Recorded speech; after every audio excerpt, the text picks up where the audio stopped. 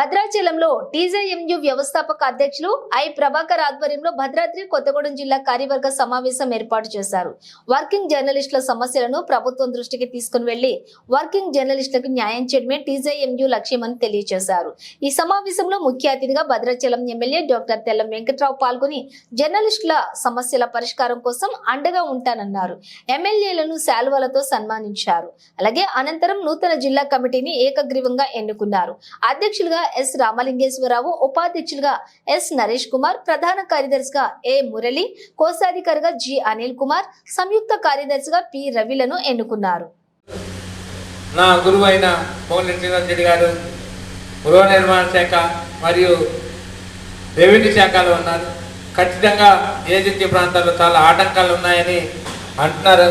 Agency ప్రాంతాల్లో అయినా కానీ ఈరోజు కేటాయించే గృహాల్లో మీకు కూడా కేటాయిస్తే బాగుంటుందని నాకు ఆలోచన వచ్చింది. ఖచ్చితంగా మినిస్టర్ గారి దృష్టిలోకి తీసుకెళ్తాను. ఏజెన్సీ ప్రాంతాల్లో ఉన్న ప్రతి ఒక్క జర్నలిస్ట్కి ఈరోజు ఏదో ఇల్లు మనం స్థలాలు కేటాయించి ప్రభుత్వం ద్వారా స్థలాలు కేటాయించి ఒకళ్ళు ఏ టెక్నికల్ ప్రాబ్లం ఉంటే ఆ టెక్నికల్ తీసేసి వాళ్ళకు మన కొరకు పాటు చేసే వాళ్ళకి మనం గృహాలు ఇవ్వాలని కూడా నేను హౌసింగ్ మన మినిస్టర్ గారికి ప్రాధాన్యపడతాను. అదేవిధంగా మీ ద్వారా కూడా ఒక రిప్రజెంటేషన్ ఇద్దాం.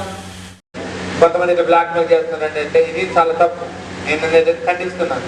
ఎవరో నిజంగా మన మీడియాని పట్టుకొని ఖండించడం అనేది కూడా మన అది తప్పు. మన నిజంగా కట్టేటప్పుడు మీరు ఎక్కడ భయపడక్కర్లేదు, ఎవరికి ఆందోళన చెందగలరు. మీ మీద కేసులు పెట్టడానికి కూడా ఎవరికి రైట్స్ లేవు. మీరు నిజాన్ని ఖండిస్తారు. ఎందుకంటే మీకు వేరే వాడికి మీరు అడిగినప్పుడు అతన్ని నిజాయితీ లేనప్పుడే భయపడతాడు.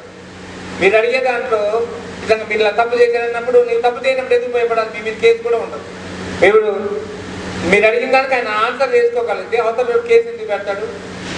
అంతే కదా. ఆయన ఆన్సర్ చేసుకుంటే మీరు కూడా దాన్ని ఇదంతా రాస్తారు. ఎవరైనా అడగడానికి మీరు ఎన్నో క్వశ్చన్లు అడుగుతారు. లేదంటే మీరు మీ డౌట్ఫుల్గా ఎవరైనా చెప్పిన దానికి డౌట్ఫుల్గా మీరు క్వశ్చన్ రైట్ చేస్తారు. అది ఆన్సర్ చేయవలసిన బాధ్యత ఎవరైతే ఉన్నాడో దాన్ని నా మీద ఇలా క్వశ్చన్ వేసేదంటే తప్పు. మనం ఆన్సర్ చేసే ప్రతి ఒక్క ఇది డెమోక్రసీలో ప్రతి ఒక్క పేపర్ కానీ మీడియా కానీ ఆన్సర్ చేయవలసిన బాధ్యత ఒక అధికారికి, ఎవరికి ఉద్యోగస్తులు కానీ అధికారికి కానీ రాజకీయ నాయకుడు కానీ ఖచ్చితంగా ఉంటుంది. రాజకీయ నాయకుడు అవసరం చేయవలసిన బాధ్యత. దానికి ఆయన ఇలా నన్ను అడిగాడని కేసు పెట్టడం తప్పు. మీ మీద కేసులు పెట్టడం నేను ఖండిస్తున్నాను. ఖచ్చితంగా థ్యాంక్ యూ అందరికీ. ధన్యవాదాలు.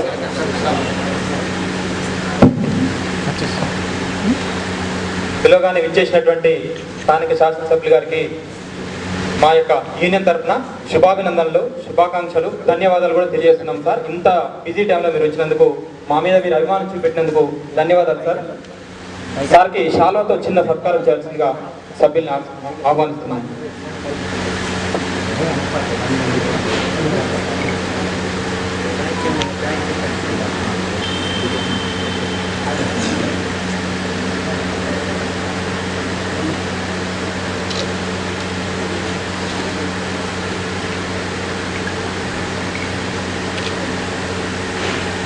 మీ కాలేజ్ ఎంకరేజ్ చేస్తాను నేను.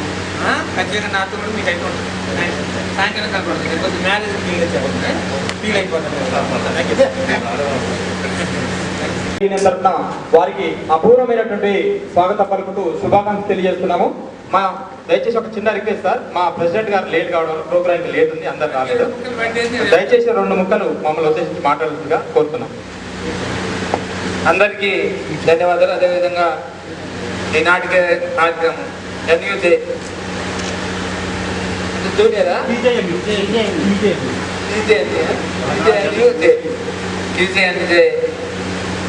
మీడియా మిత్రులకి, జర్నలిస్ట్ అందరికీ ధన్యవాదాలు తెలుసుకుంటూ, నూతనంగా ఎన్నుకోబడ్డ కమిటీ ప్రత్యేకంగా ధన్యవాదాలు తెలుసుకుంటూ,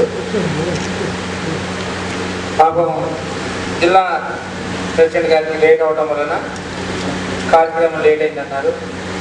దీనికి ప్రత్యేకంగా ధన్యవాదాలు తెలుసుకుంటూ, ఈరోజు వాస్తవం చాలా కార్యక్రమాలు ఉన్నాయి. పెళ్లి మీ జిల్లా ప్రెసిడెంట్ గారికి కూడా అదే ఉండొచ్చు.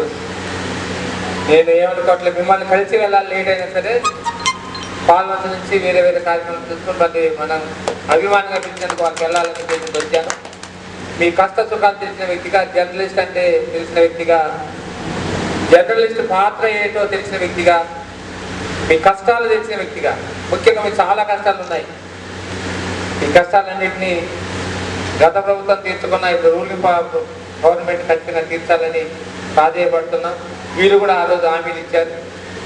ఒక జర్నలిస్టుకి ఎన్ని కష్టాలు పడతాయో, జర్నలిస్టు వల్ల ఉద్యోగాలు ఎన్ని ఉన్నాయో, ప్రభుత్వాల్ని నిలబెట్టే శక్తి, ధైర్యం, దమ్ము, ధైర్యము, ప్రభుత్వాలని ఓడగొట్టే దమ్ము, ధైర్యం ఉన్న జర్నలిస్టుల్ని, అదేవిధంగా